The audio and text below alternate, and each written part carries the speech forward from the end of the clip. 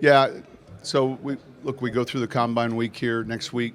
I think Tuesday, Wednesday we'll be in meetings with ownership, and so I expect that we're going to know fairly quickly. I said it's a Super Bowl, but I think more specifically, I think somewhere in the neighborhood next week we're going to. There's a couple factors here. Obviously the cap projections came out. We're further down the road with the draft class. Obviously the pro free agents. So I would anticipate it being within the next 2 weeks. I think I just said the next 2 weeks. Yeah, next 2 weeks.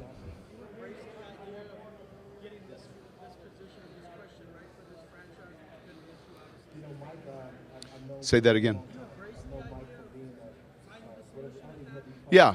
Well, look, we better. So the question was, finding the right solution to quarterback in this league, which is obviously very competitive in our division. I think it's vital. I saw this humorous meme the other day where there was a Bronco fan with a shirt on, and there was 8 quarterbacks names with a cross through it, and he's drinking the quarterback Kool-Aid, and our job is to make sure that this next one, doesn't have a line through it.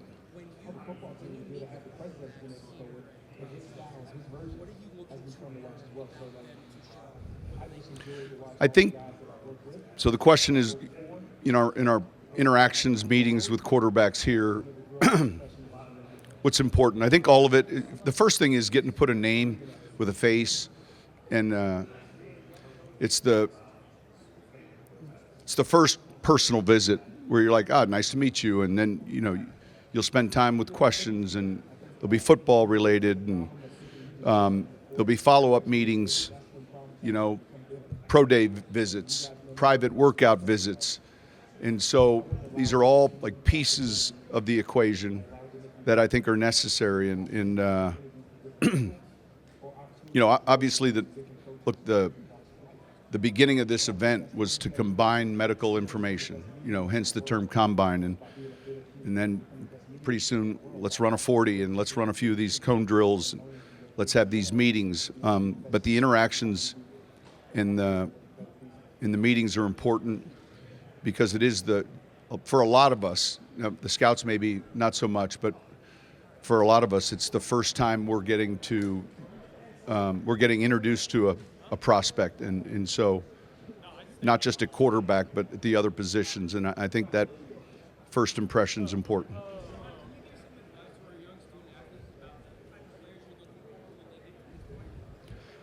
Young student athletes, what are we looking for? I think this. I think that we're looking for goal-driven players, athletes that are unselfish to some degree, and then I would say that one trait is that we use that term grit a lot, but that that ability to get up time and time again, overcome adversity. It's a little bit more challenging now with the portal. I started thinking to myself, how many times when I was in school that I would have loved to jump into a portal, upset or disappointed or mad or whatever, had a bad practice. And but those traits still exist, and I think those are important traits when we're visiting with young athletes.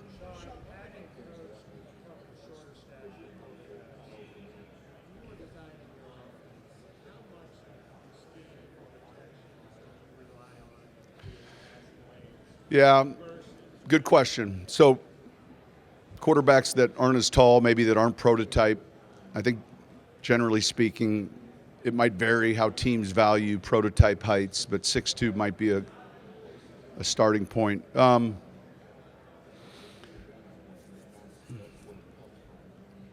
Look, as a coordinator, I've had Kerry Collins, who was 6'5",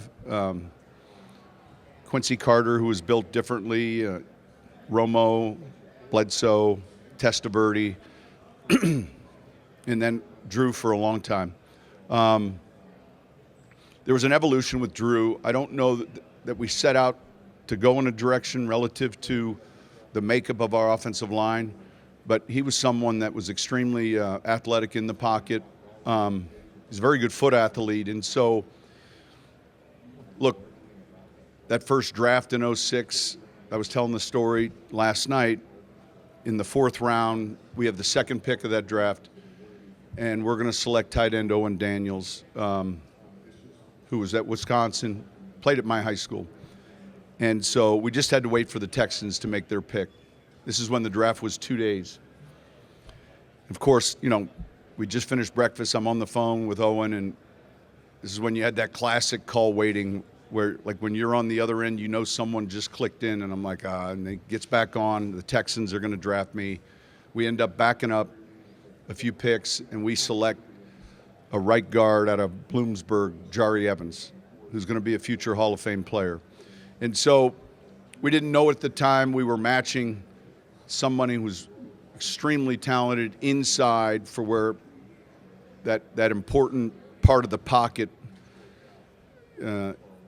is for a quarterback. The 3 yards behind the center, you know, because generally speaking, we're going to climb the pocket, and at that point, quarterbacks can do a lot of different things. Then Carl Nix came a year later, and then pretty soon we had 2 really good guards, and I think maybe too often we were given too much credit for, well, they, you know, part of that was an evolution, and we liked what we saw, and then it was like, well, we need more of that. But I do think part of our jobs always is to build around the strength of your players. And so even this year, like, man, what are the things that we feel like our receivers do well, that Russ does well, the running backs, like, that's our jobs. And so our offense, when I say we, wherever I've been, has been a kind of always been an evolution of starting with the ingredients we have and then building around them. So I think there's still some things that are paramount today. At some point, teams are going to make you win from the pocket. You know, like, we can rush a certain way to keep a quarterback from escaping. And so, you know, we're going to have to be, wherever you're at, proficient enough on 3rd down to take a snap, find a throw, and protect, you know, that spot that you're referencing, regardless of height. Because I think oftentimes these guys are seeing through lanes, not necessarily over them, but certainly for some quarterbacks that can be a little bit more challenging.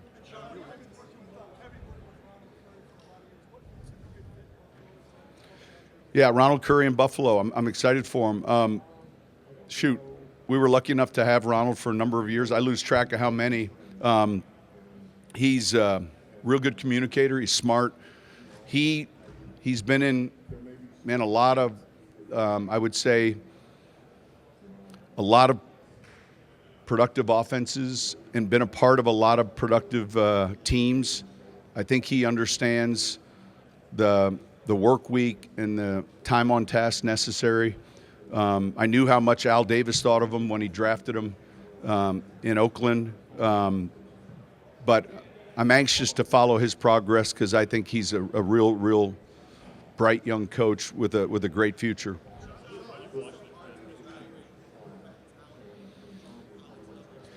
I think the difficulties in evaluating, I think the receiver position's difficult. There are a lot of misses there. And the quarterback position's difficult. Sometimes,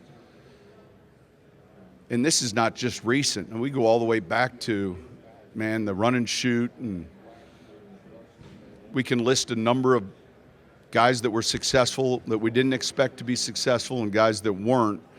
And I think that oftentimes the systems that they're in can be difficult to evaluate. You know, it's harder to find good inside linebackers anymore. It used to be difficult to evaluate offensive tackles because teams were running, you know, option football, veer schemes, wishbone, or what have you. Now we get great film in evaluating whether guys can pass protect or not. But then conversely, we get more difficult film at other positions.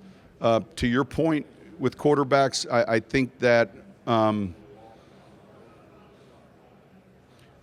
I think one thing that's hard to measure is their ability to multitask and process and make decisions. It's one thing, like you can visit with someone and, you know, they can be intelligent, but man, how quickly can they deliver the information and how quickly can they get through the progression? Are they accurate? There's some fundamental things that we have to see that are present. And so sometimes it's not as difficult as we make it out to be. And then sometimes, listen, it's very difficult. And so I think we'll be really good at this.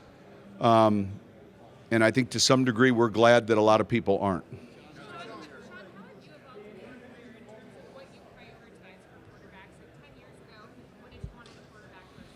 I don't know that a lot's changed relative to prioritizing what's most important for the quarterback position. Certainly, there has been change, but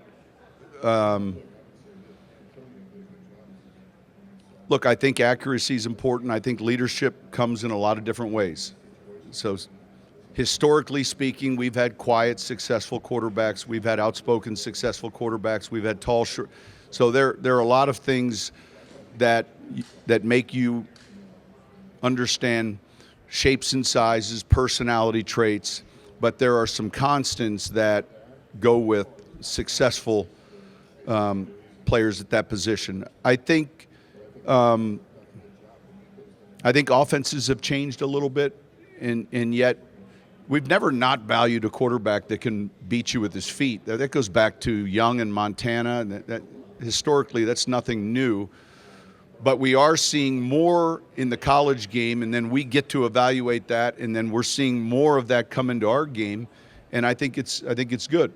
You know, I think it's good. I'm not finished answering that question. I think 4th and 1 overtime in the Super Bowl, you know, the play we saw Kansas City run, I don't know that we see that play 10 years ago. That doesn't mean we don't see a conversion, but I don't think we see that RPO option with a few different reads. And so those are some of the things that I think have evolved.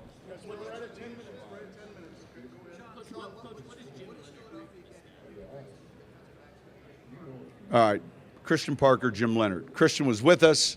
He got promoted. They're getting a bright young coach. Obviously, Vic knows him. Vic has worked with him before. Christian's really sharp. I'd say his degree, if you will, in defensive football is in that scheme.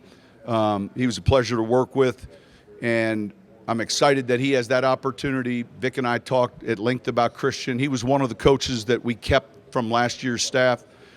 Christian left, and we hired Jim Leonard. Jim was someone that I had spoken with last offseason. He actually played for us briefly. I know he played for Denver for a year. He had hip replacement surgery last year, so he was kind of, going to be in a position where he couldn't commit to a full-time job. He helped out Illinois. I think that he's extremely bright. He was as a player. Like, he solved all the problems as a player. I mean, he was in Buffalo, the Jets, Baltimore, Denver. He played 10 years, and I think he's got, one of these high ceilings that we see with some young coaches. And I say young, but it's kind of all relative. I think a lot of him, and we spent a lot of time on that process. We'll keep going.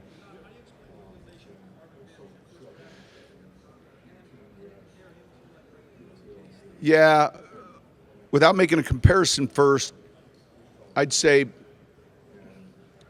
with Mims, we saw him flourish as a returner, and I really think the only thing that really stopped his progress as a receiver was us. In trying to find roles. He's playing the same position as Jerry, and so I've said that a number of times. I think you're going to see a lot of growth with this player. He's tough. He can run, and we're certainly excited we have him. But I think the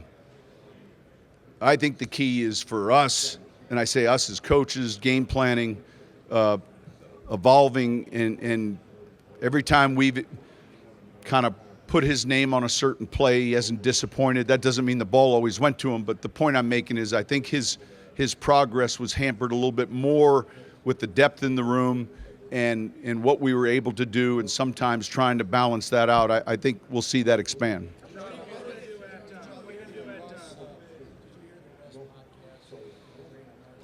I did not hear the Brandon Marshall podcast.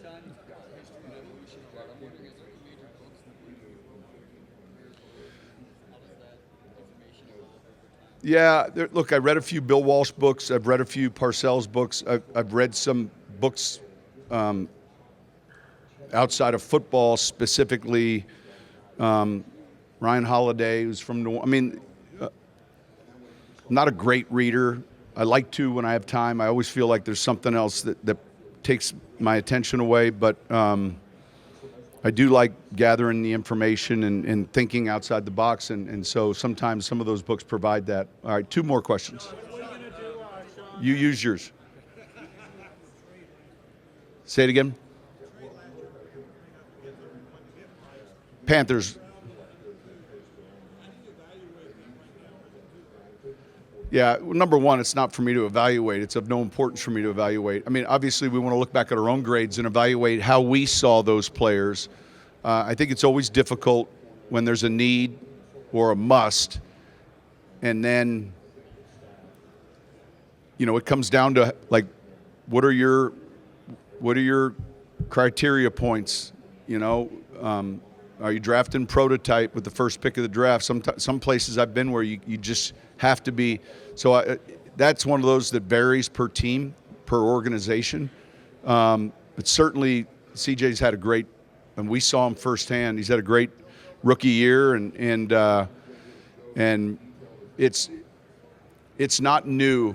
The Manning Leaf debate that goes back. There are a lot of reports torn up after that selection process, and so it repeats itself, and you really want to turn over the stones, and this is, for me, where analytics really comes into play a lot in the procurement of players. All right, one last question.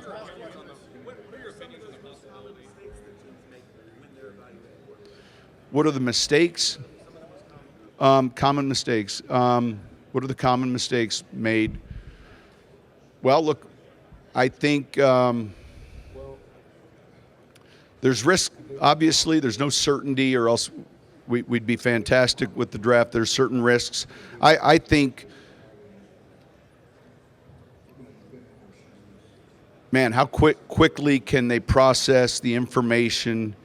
For some, when you get them in rookie minicamp, you realize it's, I've been with a rookie before and just feel like this is not how I wanted it to go. He's having trouble spitting out the plays. Maybe it takes a while. Maybe that's something that you realize is going to be a hindrance or set him back. I think we shouldn't miss on accuracy because we get to see it. We shouldn't miss on stature because we get to feel it and look at it and measure it. We shouldn't miss on athleticism.